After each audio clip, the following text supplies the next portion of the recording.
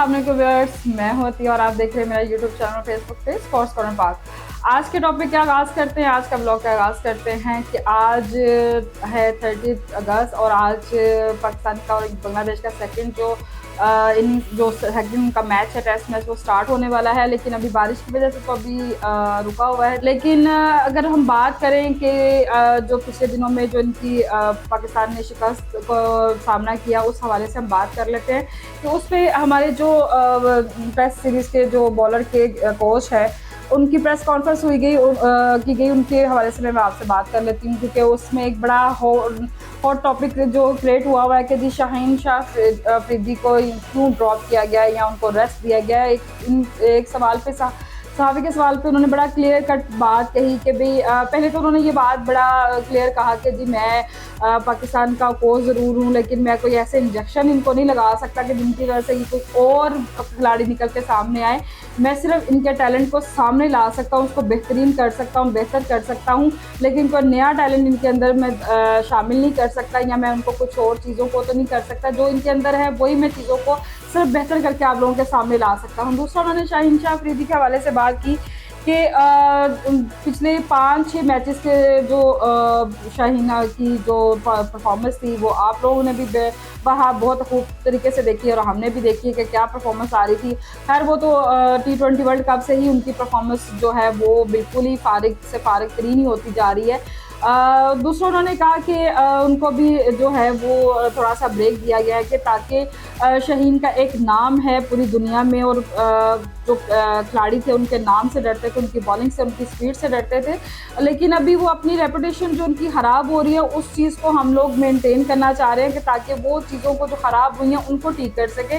जो उनका नाम ख़राब हो रहा है वो अपनी परफॉर्मेंस को ज़्यादा बेहतर तरीके से सामने ला सके। अच्छा, घर बैठाने का मतलब ये नहीं है कि वो जो है वो घर बैठ जाए और के इंतज़ार करें कि अगला मुझे कौन से टेस्ट मैच में जो है वो बुलाते हैं और मैं खेलता हूँ।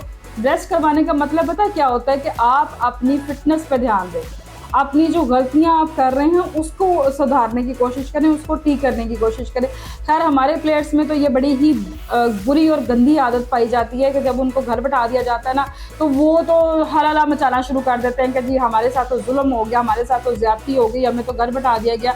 पहली बात तो ये कि आप पहले इस चीज़ को अंडरस्टैंड करें ना कि आपके अपने ही कारनामों की वजह से आपको घर बैठाया जाता है या आपको थोड़ा सा ब्रेक दिया जाता है, कि आप लोग थोड़ा सा उन चीज़ों को, जो गलतियां आपने की है ना, उसको थोड़ा सा ठीक कर सकें। इसका मतलब ये नहीं है कि आप लोग कहेंगे जी हम ऐसे हाथ पे हाथ धर के बैठ गए हैं, तो देखते हैं हम अपने अप्रोच आजमाते हैं, हम अपनी जो लॉबी है बनाई हुई है उसको हम लोग करते हैं, फ़ोन घुमाते हैं, और जहाँ जहाँ हमारी सिफारिश लगती है हम वहाँ से अपने आप को इन करने की कोशिश करते हैं।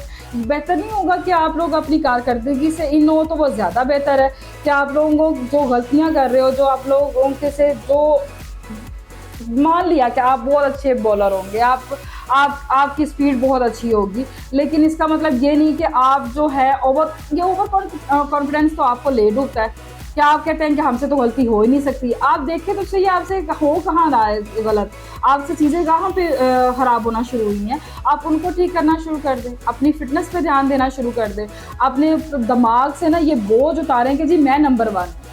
ये जो नंबर 1 की दौड़ है ना, इसमें सारी खराबी पैदा होती है। मैं नंबर 1, मेरे में खराबी नहीं, ये जो मैं है ना, ये इंसान को लेके बैठ जाती है। लेकिन अगर आप लोगों को ये चीज़ें ठीक करने की अगर हो ना, अगर आप लोगों को लगे कि आप अपनी कारकर्दगी से दोबारा वापस आए, तो आपको अपनी फिटनेस पे ध्यान देना पड़ेगा, अपनी बॉलिंग स्पीड पे ध्यान देना पड़ेगा, आप गलतियाँ कहाँ करें उसको ठीक करना पड़ेगा। खैर इस चीज़ को तो बड़ा क्लियर कट उन्होंने बताया कि जी वो खैर से अब तो फादर भी बन गए हैं, अब तो जिम्मेदारी उनकी डबल हो गई है, तो वो उन्होंने कहा कि ज़रा वो अपनी फैमिली को भी टाइम दे दें, ज़रा अपनी फैमिली के साथ टाइम स्पेंड कर लें। इसलिए उनको थोड़ा सा ब्रेक दिया गया है ताकि वो अपना जो नाम खराब उनका हो रहा है ना, उस मजीद को उसको रोका जा सके। देखिए फिर भी बेचारा कोच आपके बारे में सोच रहा है, आपका कैप्टन आपके बारे में सोच रहा है, आप अपने बारे में नहीं सोच रहे। आपका ओवर कॉन्फिडेंस है कि खत्म होने का नाम ही नहीं ले रहा। पता नहीं आपके अंदर कौन सी ऐसी इतना ओवर कॉन्फिडेंस है कि कौन ऐसा बंदा है जिसने आपको पता नहीं शायद ऐसे किया हुआ है कि आप तो खेलते रहें, कोई बात नहीं है, आप नहीं जाते इस मैचेस से, तो आपने तो क्या कहते हैं चादर तान के आप सुकून से है कि हमें कौन निकालेगा, किसकी ज़रूरत है हमें निकालने की। तो ये चीज़ों से बाहर निकले, अपनी कारकर्दगी को बेहतर करें, अपनी बॉलिंग को बेहतर करें। इसी के साथ शान मसूद के हवाले से उन्होंने बात की, तो उन्होंने कहा कि वो बड़ा मैच्योर जो है वो कैप्टन है और बड़ा चीज़ों को सीरियसली लेने वाला इंसान है। और ठीक है, हमारे से गलती हुई, हमने जो प्लान किया था कि हम जो है बांग्लादेश के खिलाड़ियों को जल्दी आउट कर लेंगे, लेकिन ये और बात है कि बांग्लादेशी खिलाड़ियों ने हमारे बॉलर्स को बड़े अच्छे से प्ले किया है और उनकी बॉलिंग का बड़े अच्छे से सामना किया है। ये उनके प्लेयर्स की तारीफ है कि भाई वो उन्होंने हमारे बॉलर्स को किस तरह उन्होंने जो है वो फेस किया है और बड़े अच्छे तरीके से ये जो मैच को विन किया है। तो ये तो उनकी अपनी परफॉर्मेंस है ना, उनकी अपनी लगन थी, अपनी मेहनत है, वो उन चीज़ों को उन्होंने क्लियर किया। ये प्रेस कॉन्फ्रेंस जो है वो इस बात को बड़ा क्लियर कर रही है कि वो इन चीज़ों को जो कोच ने महसूस किया कि क्या गलतियाँ हुई उनको ठीक करना। अब अगले मैच में वो जो चेंजिंग हुई है, ब्रार को लेकर आए हैं, वो क्या करता है, मीर हमजा को लेकर आए हैं, वो क्या करता है, इन चेंजिंग के हवाले से मैच का विनिंग हो सकेगा। अच्छा, वो कभी ना कोई और मोमेंट्स हुआ करते थे कि जब मैंने आप लोगों को एक शायद अपने पहले भी ब्लॉग में डिस्कस किया था कि हमने वो मैचेस देखे हुए हैं जो एक बंदा जो था ना पूरे मैच को विनिंग मोमेंट कर देता था। जैसे मैंने अब्दुल रज़ाक को बहुत दफ़ा देखा हुआ है कि उसने बहुत सारे विनिंग मोमेंट्स किए हैं। शुएब मलिक ऐसा बंदा था, और भी बहुत सारे प्लेयर ऐसे हैं। अब फ़खर ज़मान ऐसा प्लेयर है जिसने आपको विनिंग मोमेंट्स किए हैं, या जिनके से उम्मीद भी नहीं होती, ये नसीम शाह, उसने आपको विनिंग मोमेंट्स किए हैं। अब के खिलाड़ियों में ये चीज़ क्यों नहीं हो रही है? अच्छा, ये शेख साहब जो हमारे एक्स क्रिकेटर हैं जिन्होंने रिटायरमेंट तो ले ली है, लेकिन उनकी जवानी है जो पता नहीं ख़त्म होने का नाम नहीं ले रही है। उनकी भी प्रेस कॉन्फ्रेंस हुई है, उसके हवाले से भी मैं आपसे डिस्कस करूँ। उन्होंने कहा जी हमारी टीम जो है वो यूनिटी में आके नहीं खेल रही है, वो एक होकर नहीं खेल रहे हैं। तो भाई साहब ये तो हमारा, हम तो जब से T20 का मैच स्टार्ट हुआ मैं तो उस वक्त से पिट पिट के मर गई हूँ कि जी हमारी जो टीम है वो टीम बन के नहीं खेल रही है। वो पहले तो 2 ग्रुप्स में बट गई, कुछ बाबर के साथ, कुछ शहीन के साथ, इन चीज़ों में ही बट के हम लोगों ने आधा T20 वर्ल्ड कप वैसे गवा दिया। फिर उसके बाद भी जो मैचेस हुए, फिर अब ये टेस्ट सीरीज़ में जो कारकर्दगी हुई, ये टीम बन के खेल कब रहे हैं? ये बात जो आप पॉइंट आउट अभी कर रहे हैं ना, हम तो बड़े अरसे से ये बात पॉइंट आउट करते हुए आए हैं, लेकिन बात समझ आने की बात है ना। पता नहीं आप लोगों को भी पैगाम उन तक नहीं पहुंचते, उनके कानों तक नहीं पहुंचते, हमारे भी पैगाम उनके कानों तक नहीं पहुंचते, ना तो चेयरमैन साहब के कानों तक पहुंचते हैं, ना ही जो हमारे प्लेयर्स हैं उन तक पहुँचते हैं।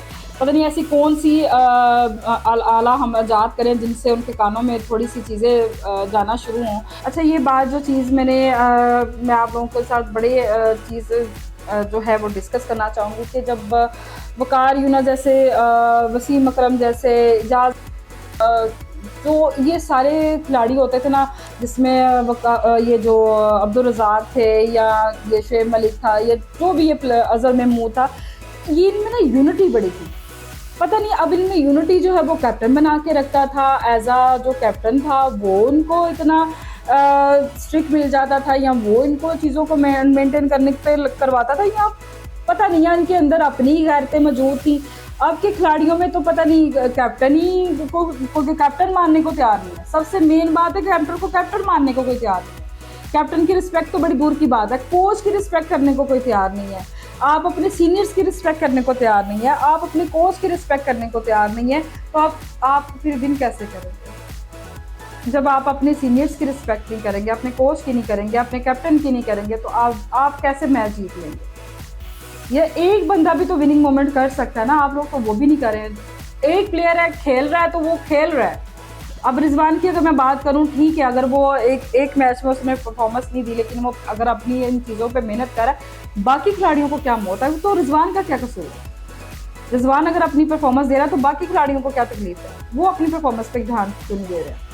वो क्यों नहीं इस चीज़ को वो अपने आप मेंटेन कर पा रहे हैं? बाबर आजम की मैं बात ले लूँ, बाबर आजम को तो मुझे लगता है मेरे सामने हो तो मैं उसको ज़रा झंझोड़ूँ कि बस कर दो, तुम अपनी उस कंफर्ट जोन से बाहर निकल आओ।